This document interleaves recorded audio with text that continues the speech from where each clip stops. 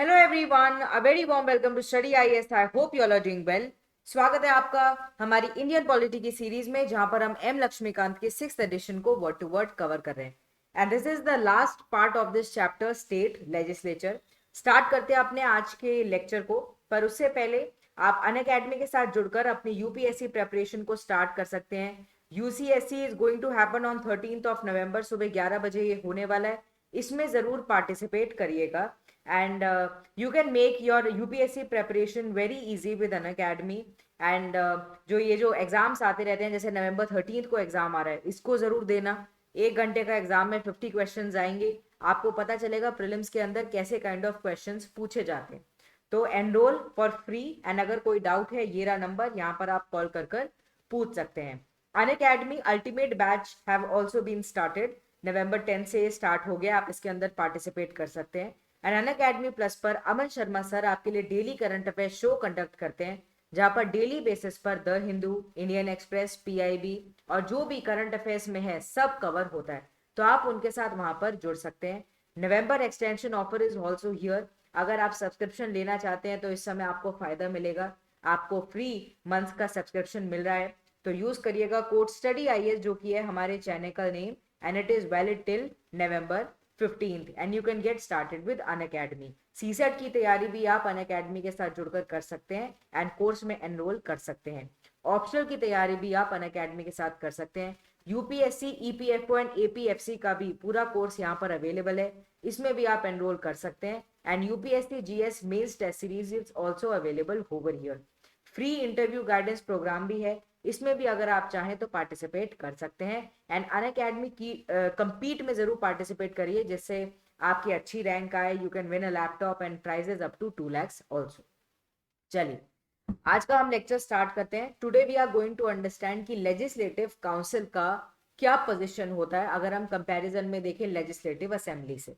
तो देखो, हम दो बेसिस पर इसको पढ़ सकते हैं। पहला तो ये है कि काउंसिल कैसे इक्वल है असेंबली से। दूसरा ये है कि काउंसिल कैसे डिफरेंट है, अनइक्वल है असेंबली से। तो सबसे पहले हम देखते हैं कि कैसे वो इक्वल है, किन किन मैटर्स में वो स्टेट लेजिस्लेटिव असेंबली से इक्वल है।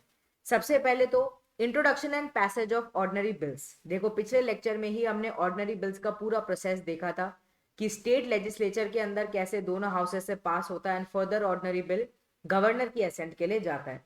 तो introduction and passage of ordinary bills के रिगार्डिंग दोनों के पास पावर सेम है। And in the case of disagreement between the two houses, पर यह है कि will of the assembly will prevail. But फिर भी इंट्रोडक्शन के लिए, पैसेज के लिए दोनों के अंदर सिमिलैरिटीज हैं। आप किसी में भी इसको इंट्रोड्यूस कर सकते हैं, चाहे वो लेजिस्लेटिव असेंबली हो, चाहे वो लेजिस्लेटिव काउंसिल हो। सेकेंड, ये approval of ordinance issued by the governor, इसके रिगार्डिंग दोनों के पास सेम पावर है। फिर third, selection of ministers including chief minister. Under the constitution, minister जो है including the chief minister can be members of either house of the state legislature. तो किसी भी हाउस का मेंबर हो सकते हैं एंड वो इंसान मिनिस्टर की पोस्ट पर जा सकता है। However, irrespective of their membership they are responsible only to the assembly। देखो, ये बात समझनी बहुत जरूरी है। चाहे कहीं के भी हो, आप कहीं की भी आपकी मेंबरशिप हो, काउंसिल की हो चाहे असेंबली के हो, being a minister you are responsible only to the assembly. उसके बाद देखो फोर्थ, कि अगर कोई रिपोर्ट आती है, जैसे कॉन्स्टिट्यूशनल बॉडीज हो गए, स्टेट फाइनेंस कमीशन हो गया, स्टेट पब्लिक सर्विस कमीशन हो गया, या CAG, controller and auditor general of India reports को लेकर आए, तो उनके कंसिडरेशन के लिए दोनों के पास सेम पावर्स है। फिर उसके बाद अगर jurisdiction power state public service commission की बढ़ानी है, एनराज करनी है, तो उस टाइम पर दोनों के पास सेम पावर्स। अब दोनों की पावर्स कैसे डिफरेंट है, कैसे अनइक्वल है। तो मनी बिल के रिगार्डिंग स्टेट लेजिस्लेटिव असेंबली के पास ज्यादा पावर है, क्योंकि मनी बिल को सिर्फ असेंबली के अंदर इंट्रोड्यूस किया जा सकता है and not in the council. उसके बाद काउंसिल के पास ये भी पावर नहीं है कि वो कुछ अमेंडमेंट लेकर आ जाए या मनी बिल को ऑल टुगेदर रिजेक्ट कर दे कि हमें पसंद नहीं आ रहा है। एंड उनको एक और चीज है कि 14 दिन के अंदर अंदर उसको फिर से रिटर्न करना होगा असेंबली को, विद द रिकमेंडेशन या फिर विदाउट द रिकमेंडेशन। एंड इसके ऊपर भी कहीं ना कहीं असेंबली के ऊपर डिपेंड करता है कि वो रिकमेंडेशन लेना चाहते हैं या नहीं लेना चाहते। तो मनी बिल के रिगार्डिंग अगर हम देखें, स्टेट लेजिस्लेटिव असेंबली के पास ज्यादा पावर है। Assembly can accept also, reject also all the recommendation, but in both the cases जो मनी बिल है उसको पास मान लिया जाएगा दोनों ही हाउसेस से। फाइनल पावर टू डिसाइड कि एक पर्टिकुलर बिल मनी बिल है कि नहीं, ये हमने कल भी डिस्कशन में लिया था, किसके पास है? स्पीकर के पास है, चेयरमैन के पास नहीं है, स्पीकर के पास इसका अधिकार है। और देखो पार्लियामेंट के रिगार्डिंग भी स्पीकर के पास ही इसके रिगार्डिंग अधिकार है, चेयरमैन के पास नहीं है। फिफ्थ पॉइंट देखिए, final power of passing an ordinary bill lies with the assembly only. At the most council क्या कर सकता है? उनको 4 महीने तक रख सकता है। देखो कल हमने इसको एक्सटेंसिव रूप से कवर किया था। 4 महीने कैसे हुए? 3 महीने पहले इंस्टेंस पर अगर वापस आ गया तो उसके बाद 1 महीना सेकेंड इंस्टेंस पर। इन अदर वर्ड्स काउंसिल की अगर हम बात करें, वो रिवाइजिंग बॉडी नहीं है लाइक राज्यसभा। राज्यसभा के पास भी अगर हम कंपैरेटिवली देखें लोकसभा से ज्यादा पावर है as compare to state legislative assembly and legislative council का कंपैरिजन। तो अगर हम लेजिस्लेटिव काउंसिल को देखें, ये एक डायलेटरी चैम्बर है या फिर सिर्फ एक एडवाइजरी बॉडी है। काउंसिल सिर्फ बजट को डिस्कस कर सकते हैं पर उसके ऊपर वोट नहीं कर सकते, एक और ये चीज है। एंड ये एक एक्सक्लूसिव प्रिविलेज है जो कि सिर्फ असेंबली को दी गई है, सिर्फ असेंबली इसके ऊपर वोट कर सकता है, जो भी वोटेबल उसके प्रोविजंस हैं। 7 देखिए, council cannot remove the council of minister by passing a no confidence motion. अब नो कॉन्फिडेंस मोशन के रिगार्डिंग भी काउंसिल के पास पावर नहीं है। This is because council of minister collectively responsible है स्टेट लेजिस्लेटिव असेंबली को। ठीक है, यहाँ पर आपको थोड़ा सा सिमिलैरिटी देखने को मिलेगा, जैसे कि हमें कहाँ पर देखने को मिलता है? लोकसभा के अंदर देखने को मिलता है। बट काउंसिल जो है वो डिस्कस कर सकते हैं, क्रिटिसाइज कर सकते हैं पॉलिसीज को। तो ये कह देना कि काउंसिल के पास कोई पावर नहीं है, कोई वैल्यू नहीं है, ये गलत होगा। क्योंकि देखो अगर स्टेट लेजिस्लेटिव काउंसिल के अंदर भी डिस्कशन हो रहा है किसी गवर्नमेंट पॉलिसी के ऊपर, तो क्रिटिसिज्म भी सामने आएगा, हर बात सामने आएगी तो वो मीडिया हाउसेस भी कहीं ना कहीं कवर करेंगे, लोगों के पास भी आएगा, लोग भी कहीं ना कहीं जज करेंगे। तो they have the power to discuss and criticise the policies and the activities by the government. अब जब एक ऑर्डिनरी बिल जो कि ओरिजिनेट हुआ है काउंसिल के अंदर, जब वो असेंबली के पास जाता है, तो यहाँ पर हमने इसको कवर किया था कि असेंबली का जो डिसीजन होगा वो फाइनल होगा।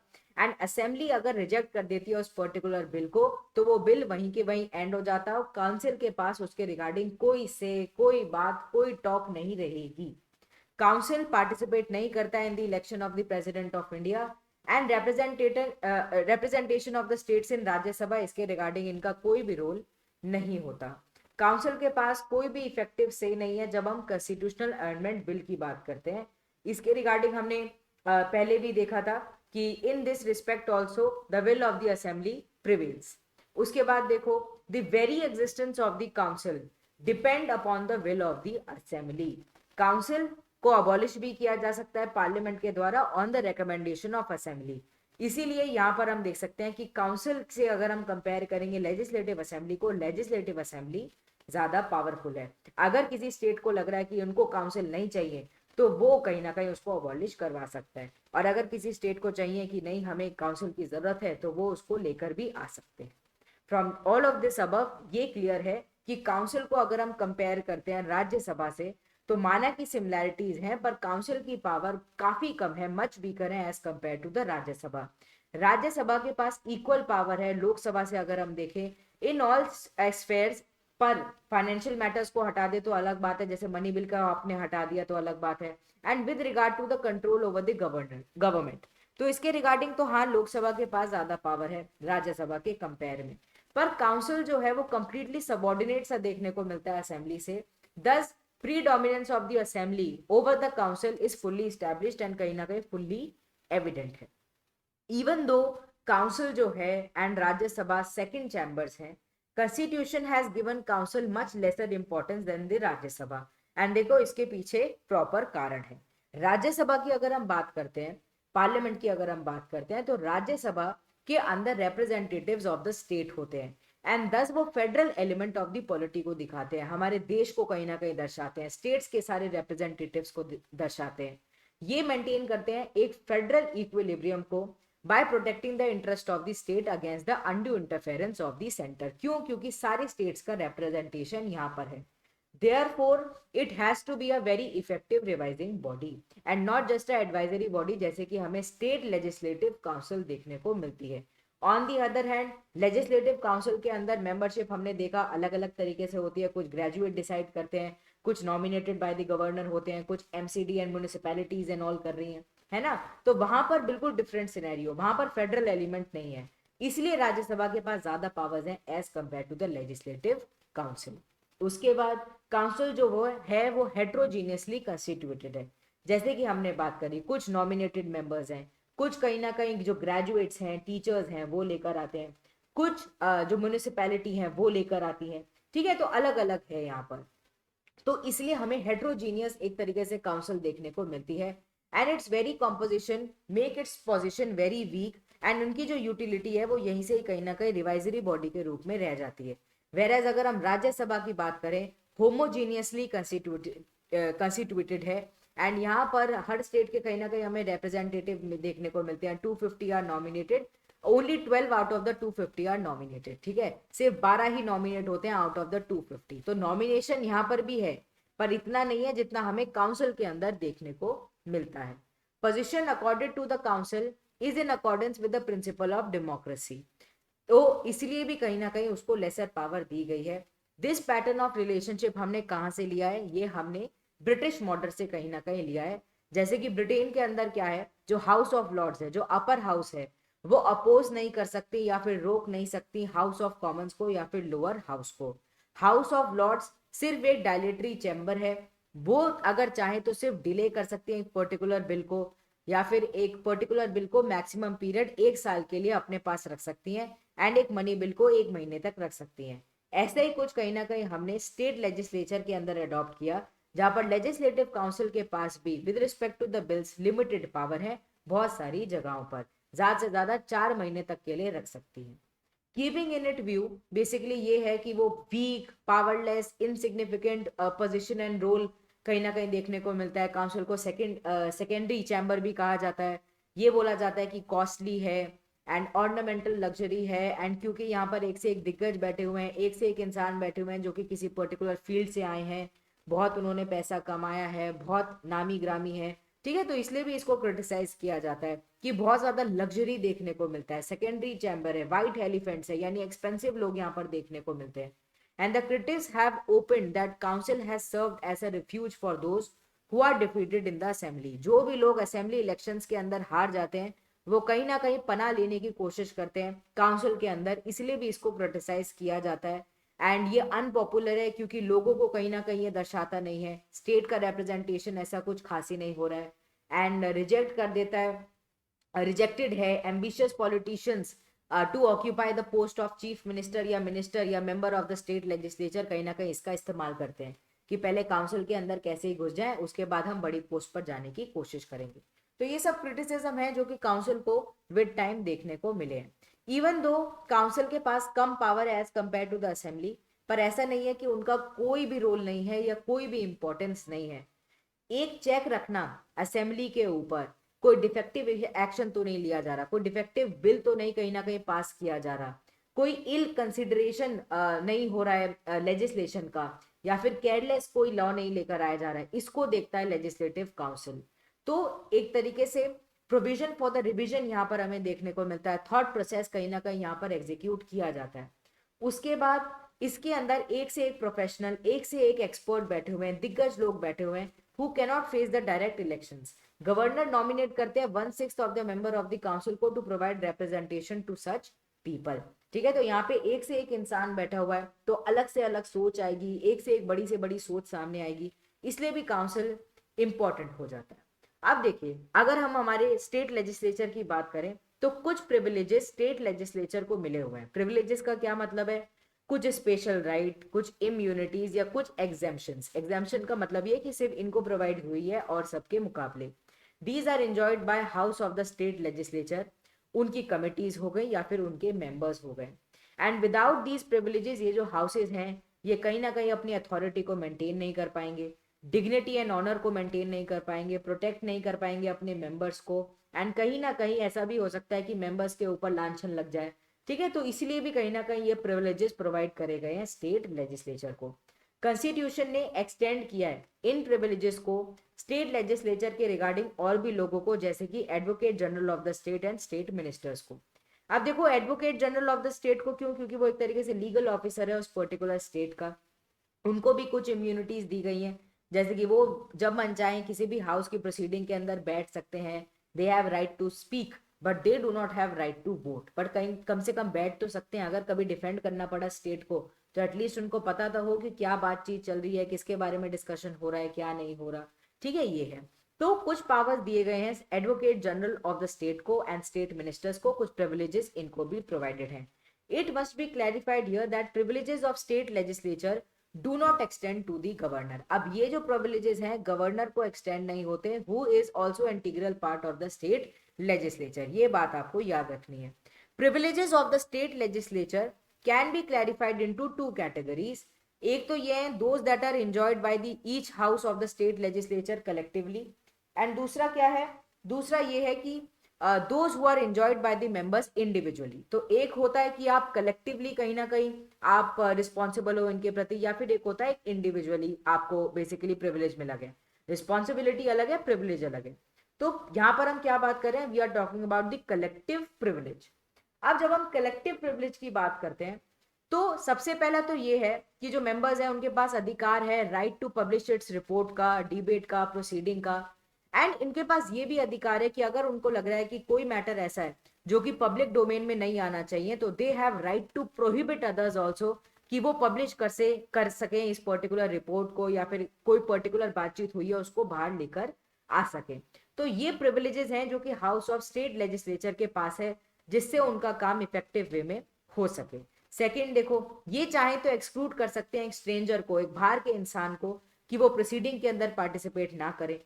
अगर स्टेट लेजिस्लेचर को लग रहा है कि कोई पर्टिकुलर मैटर बहुत सेंसिटिव है, सिक्योरिटी से रिलेटेड है, हमें एक सीक्रेट सिटिंग को लाना होगा, तो वो इसके रिगार्डिंग उसको भी लेकर आ सकते हैं एंड इसके थ्रू इंपॉर्टेंट मैटर्स को डिस्कशन में ले सकते हैं। थर्ड देखिए, वो रूल्स एंड रेगुलेशंस को बना सकते हैं for basically to regulate its own procedure and conduct of the businesses state legislature के अंदर अच्छी तरीके से हो, इसके लिए रूल्स एंड रेगुलेशंस को लेकर आ सकते हैं। ये पनिश कर सकते हैं मेंबर्स को एज वेल एज आउटसाइडर्स को, अगर वो कंटेम्प्ट ऑफ द कोर्ट करने की कोशिश कर रहे हैं, ब्रीच ऑफ द प्रिविलेज करने की कोशिश कर रहे हैं, डिसरिस्पेक्ट करने की कोशिश कर रहे हैं स्टेट लेजिस्लेचर को, या फिर अगेंस्ट जा रहे हैं हर चीज के, तो उस टाइम पर रेप्रीमेंड, एडमोनिशन, इम्प्रिजनमेंट, ठीक है, ये सब हो सकता है। सस्पेंशन भी मिल सकता है, एक्सपल्शन भी हो सकता है कि आपको एक्सपेल ही कर दिया जा रहा है बीइंग अ मेंबर। तो ये कलेक्टिव प्रिविलेजेस हैं जो कि अवेलेबल हैं। फिर इनके पास राइट है कि ये रिसीव कर सकते हैं इमीडिएट इंफॉर्मेशन को, अगर किसी भी मेंबर का अरेस्ट हो गया है, डिटेंशन हो गया है, या उनको जेल का टर्म हो गया है, तो अगर स्टेट लेजिस्लेचर चाहे तो उनके रिगार्डिंग इंफॉर्मेशन को सीख कर सकती है कि ये हमारे मेंबर थे, आप इनके बारे में बताइए किस वजह से इनको यहाँ पर अरेस्ट किया गया है, क्या वजह है, क्या क्राइम रहा, क्या नहीं, ठीक है, ये सब ये पूछ सकते हैं। उसके बाद ये इंस्टीट्यूट कर सकते हैं इंक्वायरी को and order attendance of witnesses and send for relevant papers and record. ठीक है, तो ये इंस्टीट्यूट कर सकते हैं इंक्वायरी को, अटेंडेंस ऑफ द विटनेसेस, ठीक है, इन सबको देख सकते हैं, and relevant papers and records in सबको भी कहीं ना कहीं मंगवा सकते हैं। एंड कोर्ट को प्रोहिबिट किया गया है कि वो इंक्वायर नहीं करेंगे, जो भी प्रोसीडिंग हो रही है हाउस की या कमेटी के अंदर, जो भी बातचीत हो रही है उसके अंदर वो इंटरफेरेंस नहीं करेंगे। ना ही कोई पर्सन, चाहे वो मेंबर हो चाहे आउटसाइडर हो, वो अरेस्ट हो सकता है, एंड ना ही कोई लीगल प्रोसेस सिविल या criminal can be served with in the presence of the house without the permission of the presiding officer. तो प्रिसाइडिंग ऑफिसर की परमिशन के बगैर कोई भी ऐसा सीन स्टार्ट नहीं हो सकता है, कोई भी ऐसा लीगल प्रोसेस, कोई भी ऐसा अरेस्ट नहीं स्टार्ट हो सकता है किसी मेंबर्स के लिए या फिर एक आउटसाइडर के लिए without the permission of the presiding officer. अब देखो ये तो कलेक्टिव प्रिविलेज है, what about the individual privilege. तो अगर हम इंडिविजुअली बात करें तो एक पर्टिकुलर मेंबर को अरेस्ट नहीं किया जा सकता during the session of the state legislature, ना ही 40 दिन पहले from the beginning of the session, ना ही 40 दिन बाद after the end of the session. And ये जो प्रिविलेज है ये सिर्फ सिविल केसेस के रिगार्डिंग अवेलेबल है, क्रिमिनल केसेस के रिगार्डिंग अवेलेबल नहीं है, ना ही प्रिवेंटिव रिटेंशन केसेस के रिगार्डिंग अवेलेबल है। उसके बाद जो मेंबर्स हैं उनके पास फ्रीडम ऑफ स्पीच है स्टेट लेजिस्लेचर के अंदर, वो जो मन चाहे अपनी बात को, अपनी राय को, अपनी रेकमेंडेशन को सामने रख सकते हैं। एंड ऐसा नहीं है कि उनके खिलाफ कोर्ट में कभी भी उन्हें बुला लिया जाएगा कि आपने ये बात कैसे बोल दी असेंबली के अंदर, ये नहीं हो सकता। ना ही जो वो वोट दे रहे हैं उसके रिगार्डिंग कुछ भी ऐसी चीज सामने आ सकती है। This freedom is subject to the provision of the constitution, कि आपको कॉन्स्टिट्यूशन को वॉयलेट नहीं करना है, रूल्स एंड रेगुलेशंस को कहीं ना कहीं मानना है। And they are also exempted from jury services. They can refuse to give evidence and appear as a witness in case pending in a court when the state legislature is in session. आप देखो, अगर जज ने बुला लिया एकदम से किसी मेंबर को, तो अगर स्टेट लेजिस्लेचर सेशन के अंदर है तो उस समय तो ऐसा नहीं है कि उनको जाना ही जाना है, उस समय ऐसा मैंडेटरी नहीं है, वो उस समय चाहे तो अवॉइड कर सकते हैं। बट हाँ, बाद में अगर आपको कोई बुला रहा है, आपको जूरी सर्विस के लिए एग्जाम कर दिया गया है, बेसिकली आपको एविडेंस के लिए बुलाया जा रहा है, विटनेस के रूप में बुलाया जा रहा है, तो आपको जाना पड़ेगा। पर जब सेशन के अंदर आप हो उस समय पर आपके लिए जाना मैंडेटरी नहीं है। तो ये कुछ इंडिविजुअल प्रिविलेजेस हैं जो कि स्टेट लेजिस्लेचर के मेंबर्स को अवेलेबल है। स्टेट लेजिस्लेचर का मतलब we are talking about the state legislative assembly, also we are talking about the state legislative council. तो आज ये चैप्टर यही एंड हो गया।